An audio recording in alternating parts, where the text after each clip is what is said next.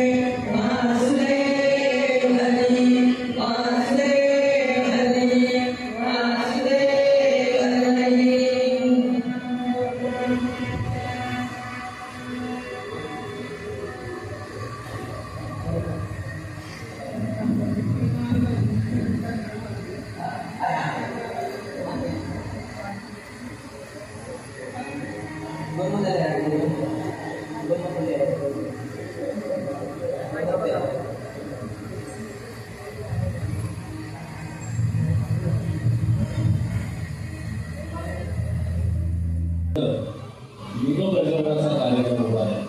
त्यासाठी मी काही नामधारकांना व्यासपीठावर आमंत्रित करतो.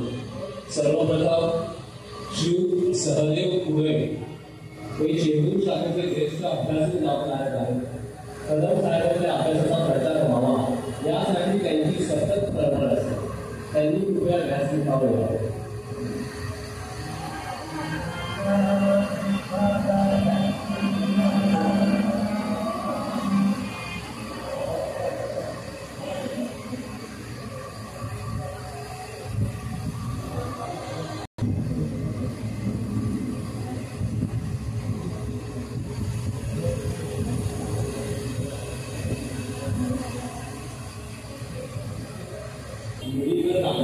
यांना मी व्यासपीठावर येण्याची विनंती करतो. हे शेंदूर शाखेचे नामधारक आहेत. सीता कामसे या अभ्यासू व्यक्तिमत्वाचा मी सुरू आता ते हयात नाही, परंतु साहेब त्यांचं कौतुक करतात आणि सर्व कुटुंब कदम साहेबांचे कार्यक्रम कधीच चुकवतात. पुढील कामसे यांना हे आवडले. त्यानंतर किशोर नानसे हे ठाणे कुटुंब शाखेचे ज्येष्ठ नामधारक आहेत. अभ्यासू व्यक्तिमत्व आणि प्रत्येक अभ्यास वर्गाला नियमितपणे त्यांना मी व्यासपीठावर येण्याची विनंती करतो. काय छान उपासना एकदा झाली आहे, गुरुपूजन झाले काही त्यानंतर मी गराम यांना व्यासपीठावर येण्याचं आमंत्रण देतो. हे परदेशातील सायन्स केंद्राचे नामधारक आहेत आणि महत्वाची गोष्ट अशी की यांचा उद्या 19 जुलै रोजी 75वा वाढदिवस आणि तो हनुमान मंदिर टेकडीवर आपल्या आदरणीय कदम साहेबांच्या उपस्थितीत उद्या संध्याकाळी साजरा होणार आहे आणि आपल्या सर्वांना त्यांनी त्यासाठी आमंत्रण दिले. त्यांना वाढदिवसाच्या आपल्या सगळ्यांकडून मनपूर्वक शुभेच्छा दिल्या. त्यांचं स्वागत आहे. आणि आता रत्नाकर पड्याळ यांना मी व्यासपीठावर येण्याची विनंती करतो. हे वरील शाखेचे ज्येष्ठ नामधारक आहेत. खूप अभ्यासू व्यक्तिमत्व आणि सदृढ कार्याची प्रचंड आवड असते. त्यांनी कृपया रंगावर विचारावे.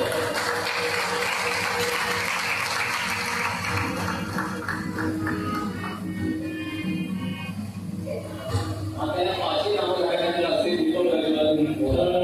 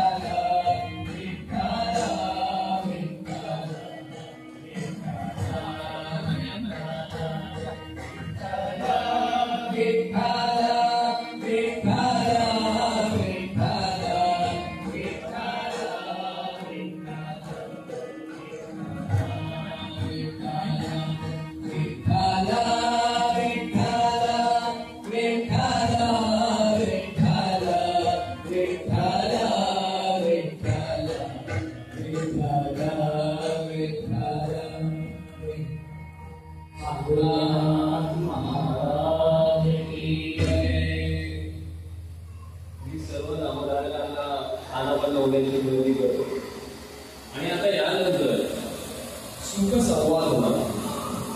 सुख संवाद म्हणजे अर्थातच काही एवढं नामधारक आहे त्यांचा जो स्वानुभव आहे ते इथे कथन करणार आहे. तर सर्वप्रथम मी विशाखा खर्डे यांना आमंत्रित करतो व्यासपीठावर. या चेंबूर शाखेच्या नामधारक आहेत. साहेबांचा अभ्यास वर्ग 1 दिवसीय शिबिर, 2 दिवसीय शिबिर असो, 3 दिवसीय शिबिर असो, प्रत्येक ठिकाणी त्या वेळ काढून हजर असतात. साहेबांच्या अभ्यास वर्गाला अगदी लहानपणापासून त्या आई वडिलांसोबत यायच्या. त्यांचे वडील चेंबूर शाखेचे माजी सेक्रेटरी होते. त्यांनी त्यांच्या काळात बरीच सदृढ सेवा केली. त्यांचा श्री कदम साहेब वेळोवेळी कृतज्ञतापूर्वक उल्लेख करतात. आता आपण विशाखा खर्डे यांना त्यांचा सुख संवाद करण्याची विनंती करूया. टाळ्या.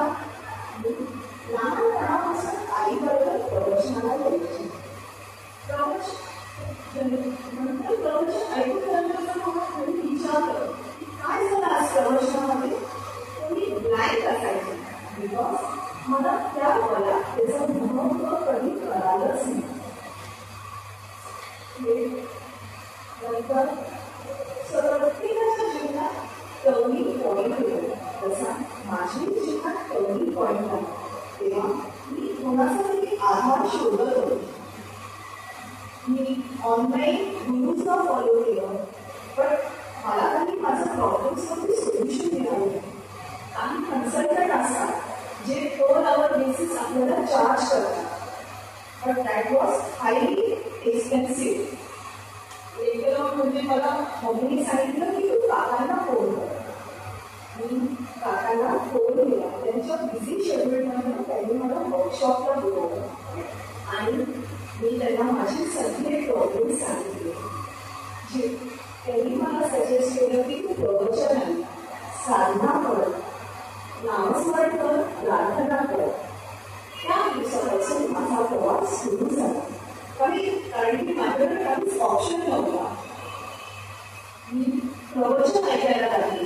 प्रत्येक प्रवचन मला वाटत होतं की ते माझ्यासाठी आहे, कारण की त्यातून माझे प्रॉब्लेम्सवरती मला सोल्युशन मिळायला लागले. कारण की आपण दुसऱ्याला बदलू शकत नाही, आपण स्वतःलाच बदलायला हवं. आपण रिॲक्ट न होता रेस्पॉन्ड करायला शिकायला हवं.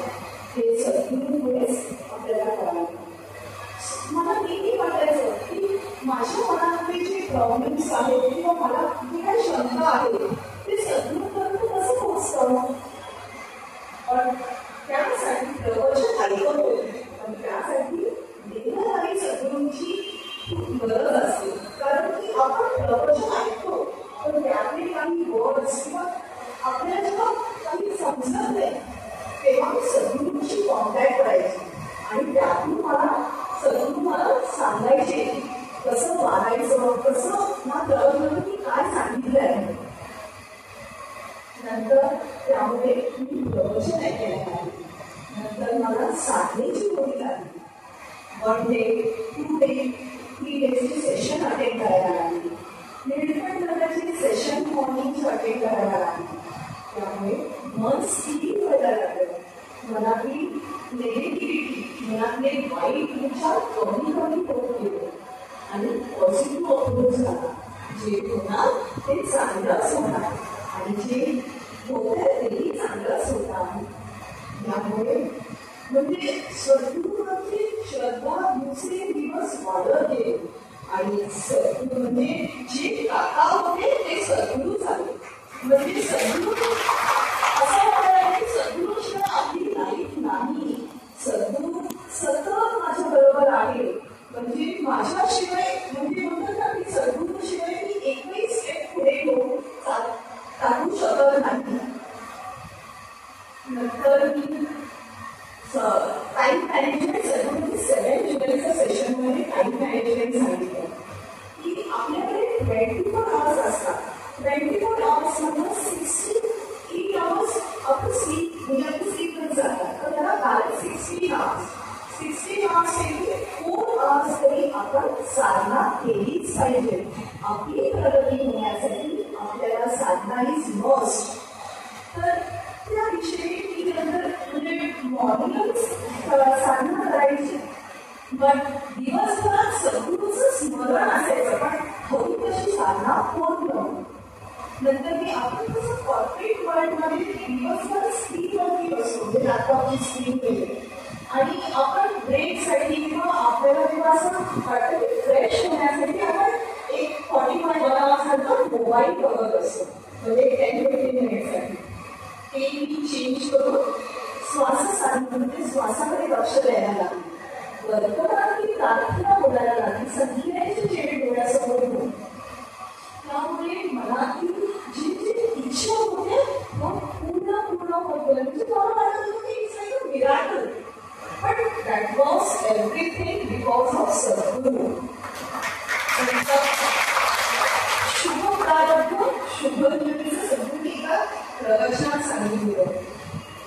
म्हणजे मला असं वाटायचं की आपण कधीच कोणाचं वाईट नाही केलं, कधीच कोणाला फसवलं नाहीये.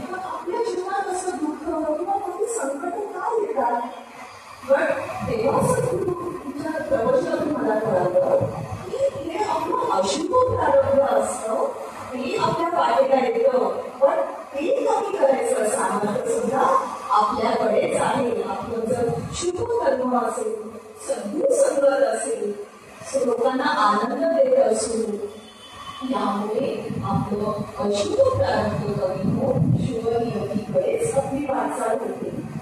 नंतर सांगितलं निरीक्षण, परीक्षण आणि कृतज्ञताची साधना. म्हणजे आपण दिवसभरात आपण आपलंच निरीक्षण करायला हवं. निरीक्षण परीक्षण की आपण दिवसभरात कोणाकोणाला भेटतो, काय आपले विचार, उच्चार, आचार असतात, हे आपणच आपलं नोंद करायला हवं. म्हणजे at the end of the day, म्हणजे रात्रीचं एक रूप मेंटेन केली की फुल डेमध्ये मी काय काय केलं, मी कुठे चुकली किंवा मी काय चांगलं केलं, यामुळे माझंच मला कळायला लागलं. आणि कृतज्ञताची साधना. कृतज्ञताची साधना म्हणजेच इट्स लाईक की आपण जेव्हा डे टू डे लाईफमध्ये सगळ्यांचे उपकार असतात आपल्याकडे. फर्स्ट तर सद्गुरूकडे सद्गुरूची क्षमोक्षणी कृतज्ञता. म्हणजे जे काय आपली जीवन चाललंय किंवा आपलं जीवन आपण जगणार आहोत ते फक्त सद्गुरूमुळेच. सद्गुरू इज लाईक अ गॉड. म्हणजे सद्गुरू हेच देव आहे माझ्यासाठी. आणि नंतर माझे आई वडील, म्हणजे ज्यांनी मला आज मी इथे उभी आहे, तुमच्यासमोर बोलू शकते, हे माझ्या आई वडिलांमुळे. बिकॉज त्यांनी मला इतकं वेल एज्युकेटेड केलं आहे किंवा मला सेल्फ इंडिपेंडेंट केलं आहे. आणि सद्गुरू, thank you Sadhguru, thank you for everything. माझी मराठी थोडी प्रॉब्लेमॅटिक म्हणजे इंग्लिश मला येते, सॉरी. अँड थँक्यू, म्हणजे तुम्हाला सगळ्यांना तुम्ही माझं ऐकून घेतलं. Thank you so much.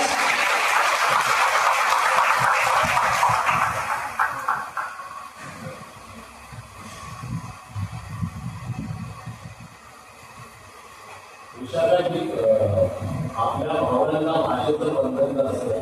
त्या इंग्रजीमध्ये व्यक्त केल्या नाही, मराठीमध्ये व्यक्त केल्या नाही, भावना असतात. आणि तुम्ही ज्या पद्धतीने हा सुखसंवाद साधला त्यातून म्हणजे मला तर बरंच काही मिळालं. मला वाटतं की उपस्थित जे सगळे नामदार काही जुले सगळ्यांना काही ना काही नक्की मिळालं असेल की सद्गुरूचे आशीर्वाद, सद्गुरूचं मार्गदर्शन, सद्गुरू आपल्या पाठीशी कायम उभे राहतात हे प्रत्येक वेळी जाणवलेले आहे. तुमचे खूप आभार आहे सुखसंवादासाठी. आणि आता तुमचा सुखसंवाद करण्यासाठी मी आमंत्रित करतोय व्यासपीठावर सुचिता त्रिपवली आहे. ह्याही शेंबूर शाखेच्या नामधारक आहेत आणि विशाखाजीप्रमाणे या सुद्धा प्रत्येक शिबिराला उपस्थित असतात. मात्र त्यांना आवड आहे आणि म्हणूनच त्यांना सुखसंवाद साधण्याची मी विनंती करतो. सुचिता त्रिपवली.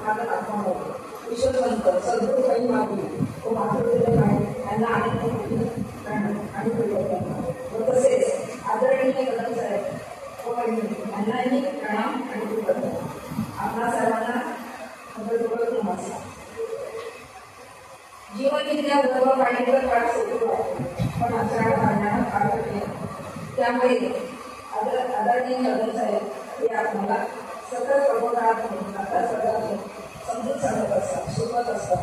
तसेच अभ्यासाच्या मैत्रिणी आपल्याला पात्र बनवत असतात. त्या सर्वांसाठी आदरणीय साहेबांची कृतज्ञता व्यक्त करतात. सकाळी उठल्यामुळे आपल्याला मन प्रसन्न वाटते. सकाळी उठल्यामुळे सकाळी आपोआपच आपल्याला जाग येते व ती साधना होतो.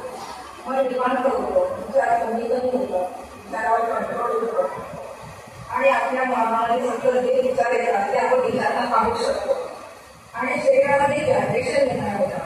त्या साधने सकाळी साधना आपण करतो म्हणजे काहीतरी खूप आहे, कारण ही साधना सद्गुरूंनी केली, साहेबांनी त्या आनंदासाठी तयार केली.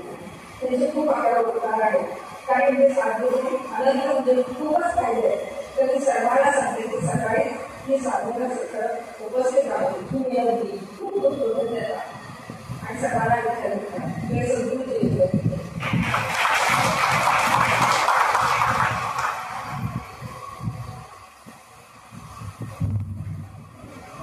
सुचिताजी खूप खूप आभार आपले या शुभ संवादाबद्दल. आणि आता मी आणखी एका अभ्यासू व्यक्तिमत्वाला व्यासपीठावर बोलण्याची विनंती करतोय. त्यांचं नाव आहे शशिकांत कदम. ते पण सद्गुरू सेवकांना नेहमी अग्रेसर असतात. त्यांनी कृपया व्यासपीठावर यावं आणि आपल्याशी आपले सुखसंवाद साधावा. शशिकांत कदम.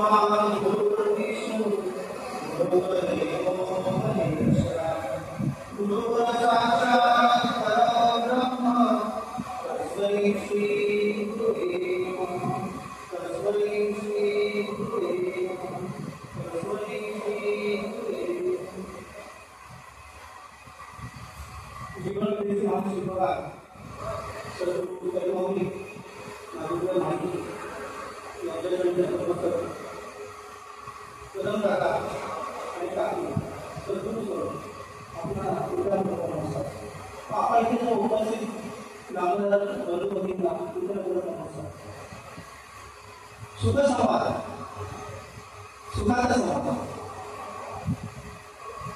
की आपल्या बोलण्यातून आपल्या वागण्यातून हा आनंद हे सुख समोरच्यावर केलं पाहिजे. आणि हा आनंद हे सुख आपल्यामध्ये निर्माण करण्याचं सामर्थ्य आणि ते समोरच्यावर पोहोचवण्याचं सामर्थ्य जी गोष्ट निर्माण होते ती म्हणजे अभ्यास. सद्गुरू परिवाराचे अनंत होता की सद्गुरू परिवाराने आम्हाला सद्गुरू स्वरूप ग्रहण करायला दिले. कारण सद्गुरूंनी जे ज्ञान मांडलेलं आहे आम्ही अनेक वर्ष कार्य करत आहोत, पण हा जो सूक्ष्म भाग आहे ज्ञानाचा तो भाग आम्हाला कधीही कळला नसता जर आम्हाला साहेब भेटले नसेल.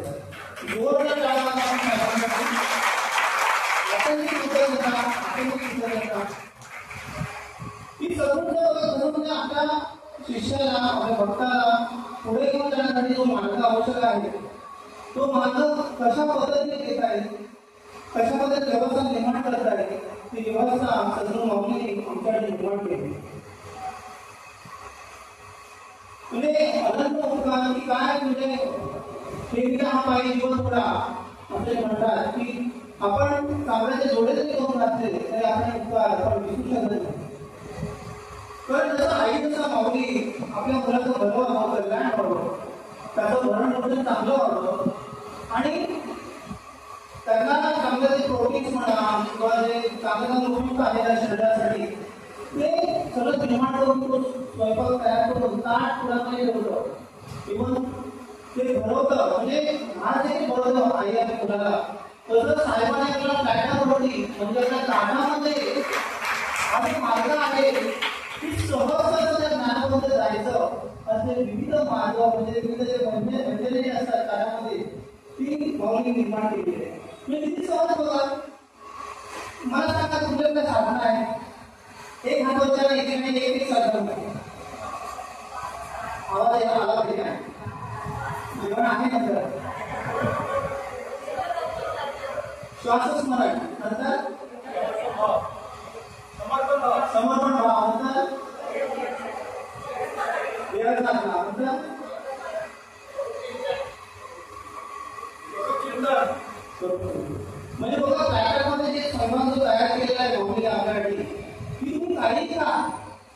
तुम्ही कर्तव्य करा, तुम्ही स्वयंस्मरण करा, तुम्ही श्वासस्मरण करा, जी तुम्हाला सोपी वाटते साधना ती करा, तुम्हाला त्याचे फायदेच होणार. म्हणजे हे जे ज्ञान आहे हे एवढं सोपं नाही आहे या पद्धतीने मांडणं.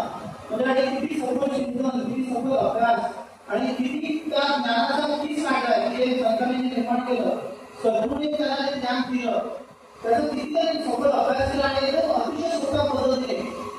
म्हणजे आपला जो प्रवास आहे, समजा हा प्रवासाला 30 वर्ष लागत असतील तर तो प्रवास आपण 10 वर्षात किंवा 5 वर्षात कशापर्यंत करू शकतो एवढं मोठं साहेबांना दिलेलं आहे. जोरदार टाळ्या आपण साहेबांना हे सहज नाही आहे. ज्याच्यामध्ये हे सद्गुरू तत्व मुलतं ते सद्गुरू तत्व मुरल्यानंतर ते फुलतं आणि ते प्रकट होतं. जसं आपल्या ज्ञानामध्ये झालं की ते सद्गुरू तत्व मुरलेलं आहे आणि ते प्रकट झालं. त्या साधनेचे एवढे फायदे आहेत की जवळ 2000 साहेबांबरोबर आहे आणि काही मला प्रवास बघितलेला आहे. मला जेव्हा प्रभुत्वाला दान घेतलं तेव्हा मला माझ्या लग्नामध्ये जे किती मंगल असेल आठवली तो स्वर तो अजून तसाच स्वर आहे तो मंत्रमुग्ध करणार. म्हणजे बघा हे सोपं नाही आहे ह्या क्षेत्रात आपण राहणं, या नामाला धरून राहणं. तर प्रपंचामध्ये अनंत अडचणी असतात, अनंत गोष्टी घडत असतात, पण आपल्याला साहेबांनी त्या ज्ञानाला धरून कसं राहावं सहजपणे त्याचं उत्तम मार्गदर्शन केलं. आपण जेव्हा शरीरासाठी साधना करतो त्यावेळेला कॉन्सन्ट्रेशन आपण शरीराकडे जातं. त्यातून भाव आणि भान म्हणजे आपल्याला सांगतात की भाव आणि भान फार महत्वाचं असतं. कुठलीही साधना पहिले पण मॅकॅनिकली करतो, जेव्हा ती मॅकॅनिकली करतो त्यावेळेला हळूहळू ती म्हणत जाते, एकामध्ये येत नाही. पण त्याची प्रॅक्टिस आहे आपली ती सांगतात की दिवसामध्ये 4 तास तरी प्रॅक्टिस झाली पाहिजे, 4 तास तरी झालं पाहिजे. मग त्याने इथं माझं ते झालं मागच्या वेळेला सांगितलं की 3.5 मिनिटांनी साधना सांगितली होती. कुठं सांगितलं आहे 3.5 मिनिटं साधना चिकटमध्ये सांगितली होती. ती भाव करायचा, त्याच्यावरला हात ठेवायचा आणि जेव्हा तूच आहेस स्मरण करायचं. ही साधना एवढी जबरदस्त आहे ना, एवढी जबरदस्त आहे की मला कळत माझा वेळ असं घेऊन जातो की काही बघितलं तरी देवातूच आहेस, काही दिसलं तरी देवातूच आहेस. कारण ते खूप सोपं म्हणजे एवढं सोपं आहे की भाव आणि भान घेण्यासाठी हे जे मॅकॅनिकल आपण सुरुवातीला करतो त्यावेळेला तो भाव आपण ठरवूच आहेस हे आपण करत राहतो. त्यावेळेला आपण 24 तास त्या स्मरणामध्ये राहतो. म्हणजे मी रात्री स्वतःमध्ये ऑब्झर्वेशन करतो की आज दिवस काय केलं, मी कोणाला वाईट बोललो किंवा चुकलो कसं केलं, तर त्यावेळेला 10% इकडे असतं पण 90% त्या स्मरणाचं मला आठवतं की आम्ही ते स्मरण केलेलं बरोबर. मग शाळेमध्ये ऑफिसमध्ये गेलो कम्प्युटर दुकानला देवातूच आहेस, डोळे पाहणारे देवातूच आहेस, कान ऐकणारे देवातूच आहेस, कानारे पाय देवातूच आहेस. म्हणजे ही प्रॅक्टिस आपण केली पाहिजे. ही प्रॅक्टिस जेव्हा करतो त्यामुळे हा मार्ग अधिक सोपा होतो. आता याचे परिणाम काय होतात, श्वासस्मरणाचं एवढं जबरदस्त आहे की आपल्याला लगेच ती रीत जी आहे ना ती लागून जाते. जेव्हा आपण प्रयत्न करत असतात तेव्हा तू जायचं या श्वासस्मरणाने काय होतं, सगळीकडे शांतता अनुभवायची. शांतता कशी बघा का, आपण जीवन जगत असताना अनेक प्रसंग आपण प्रपंच माणसं आपण काय आपण दवाखान्याला आपण प्रपंच सोडू शकत नाही. तर या श्वासस्मरणाने काय होतं, आपल्या आयुष्यात प्रसंग काय घडत असतात जर आमच्या घडलेले आहेत ते आताही घडतचे प्रसंग असतात. माणसाकडे तोडून उडतात, कुणाला दुखावलं, काय वेळेला आपण नुकसान होतं, घडतात. पण ह्या साधनेचा अभ्यास करण्यापूर्वी त्याचे जे रिॲक्शन्स आहेत आपण जो रिॲक्ट करायचो ते रिॲक्शन आणि आताचं रिॲक्शन याच्यामध्ये जमीन आपण फरक पडतो. हा प्रत्येकाचा अनुभव असतो की पहिल्यांदा चिडचिड व्हायची करणार मला असं बोललं तसं झालं, त्यांना नुकसान केलं, त्याचं असं तसं होतं. ह्या ज्या भावनाचा कळवळा आहे, आपल्या विषयाचा कळवळा आहे तो प्रचंड असायचा त्यावेळेला आणि त्याला आपण दिसलं पाहिजे. आणि त्याने काय व्हायचं, आपलं अधिक नुकसान झालं, अधिक नुकसान आपलं मनाच्या अंगाने, अधिक नुकसान आपलं पैशाच्या अंगाने, अधिक नुकसान आपल्या रिलेशनच्या अंगाने हे घडत राहतं. पण आपल्याला माहिती नाही पडत आहे याच्यामुळे मला नुकसान होतं. पण ज्या वेळेला आपण श्वासस्मरणाची साधना करतो त्यावेळेला आपण दिमाग पण ॲटोमॅटिक येतो आता एकदा तो माणूस काय बोलला रिॲक्शन करत नाही ऑटोमॅटिक ते नियंत्रण येतं. इथं असं नाही की आपण 100% पास झालं असं नाही आहे, 10-20% आहे काय होतच जातं, पण ते 100% प्रमाण होतं ते प्रमाण कुठेतरी 9% राहिलं आहे, कुठे 85% आहे.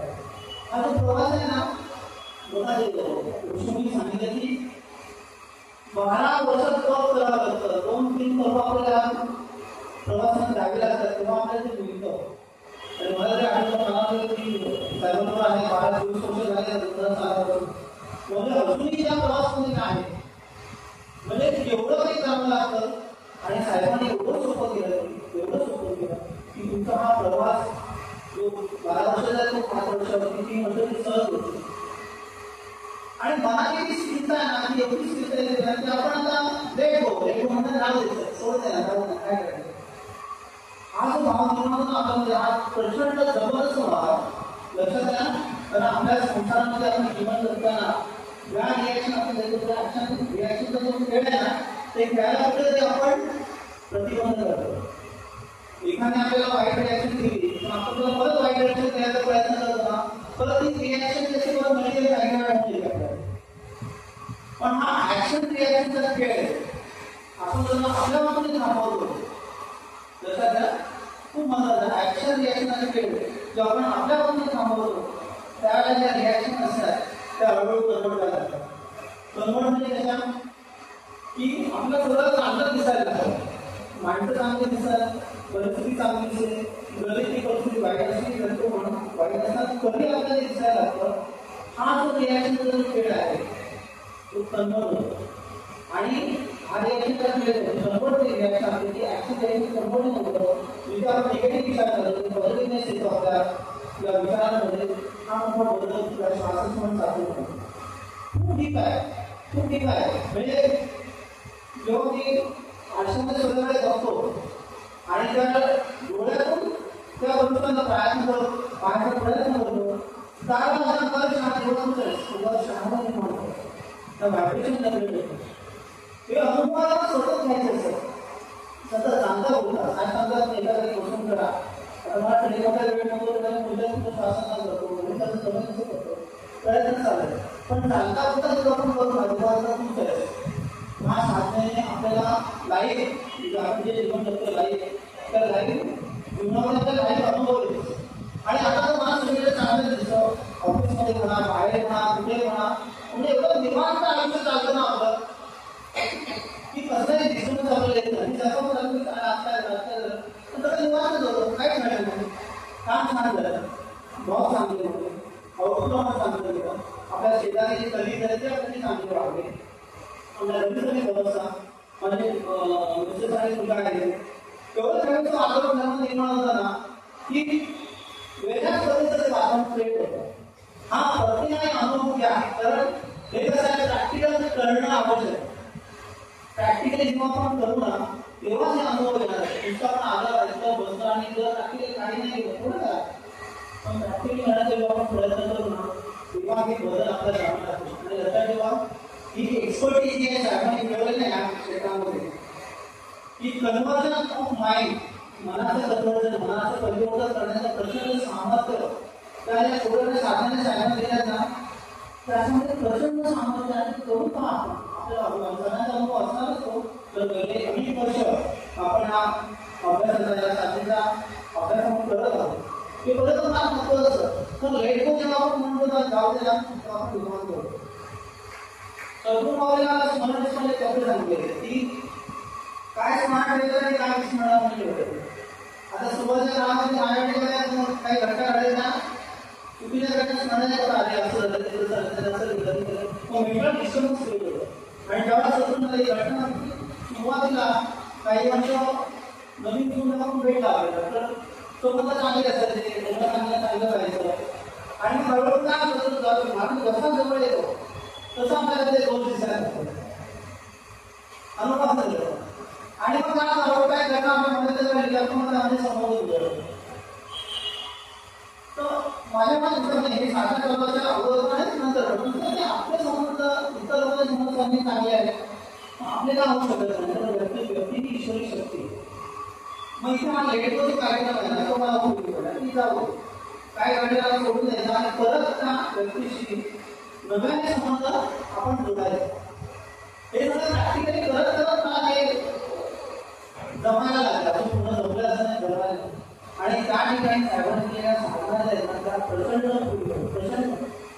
आणि परिस्थिती काही असेल आयुष्यामध्ये काही असेल आपण स्थिर राहण्याचं जे सामर्थ्य आहे स्थिर राहण्याची वृत्ती आहे मला स्थिर राहण्याचं जे विचाराची भीत आहे ती या साधनेतून आपल्याला मिळते आणि आपण कुठल्याही परिस्थितीमध्ये स्थिर राहण्याचा प्रयत्न करतो.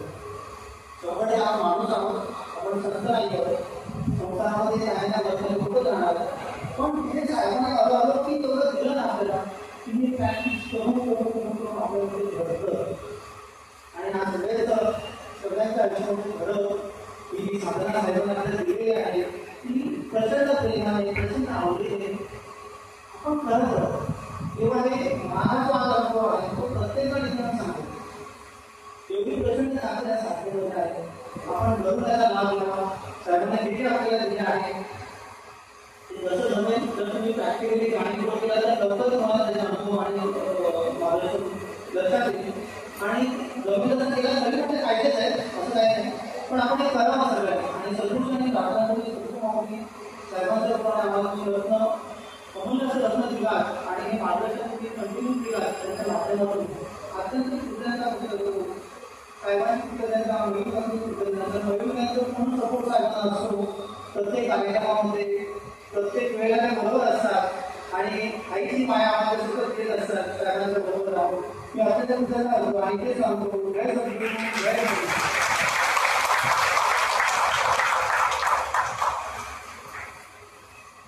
मला वाटतं आणखी धोरण काय संवादाचा फक्त एकच शब्द पुरेसा आहे तो म्हणजे अप्रतिम. म्हणजे त्यापैकी कुठला शब्द असू शकत नाही इतकं सुंदर त्यांनी सगळं एक्सप्लेन केलंय की अक्षरशः डोळ्यासमोर ते चित्र उभं आहे की त्यांनी कशा साधना केल्या असेल त्यांच्या आयुष्यात स्वतःमध्ये बदल कसा केला असेल. आणि शशिकांतची खरंच तुमचे खूप खूप आभार. तर तुमच्या सुद्धा संवादातून आम्हाला सुद्धा खूप मोलाचं मार्गदर्शन दिलं. Thank you so much. आणि आता आपण त्या क्षणाकडे जाणार आहोत ज्या क्षणाची आपण नेहमी खूप आतुरतेने वाट बघत असतो आणि तो क्षण म्हणजे सद्गुरू श्री महेंद्रानंद साहेबांचं प्रबोधन. त्यामुळे त्यांना साहेबांना व्यासपीठावर येण्याची विनंती करतो. विठ्ठल विठ्ठल विठ्ठल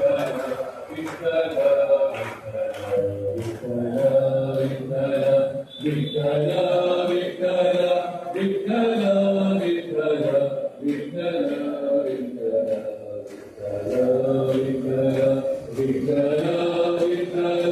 विठ्ठल विठ्ठल विठ्ठल विठ्ठल विठ्ठल सद्गुरुनाथ महाराज की जय. आता श्री राजन मराठे यांना मी साहेबांना पुष्पहार अर्पण करण्यासाठी व्यासपीठावर येण्याची विनंती करतो. श्री राजन मराठे. विठ्ठल विठ्ठल विठ्ठल विठ्ठल विठ्ठल विठ्ठल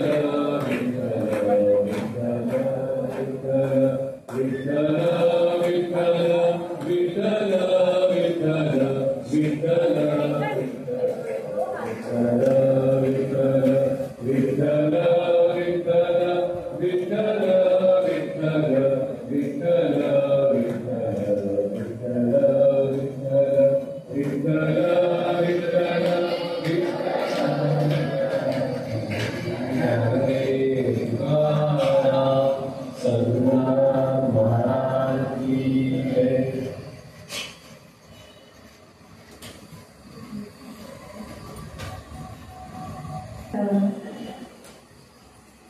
राजेंद्र भोसले आम्ही आम्हा मंडळ त्याचं नाव आहे राजेंद्र भोसले.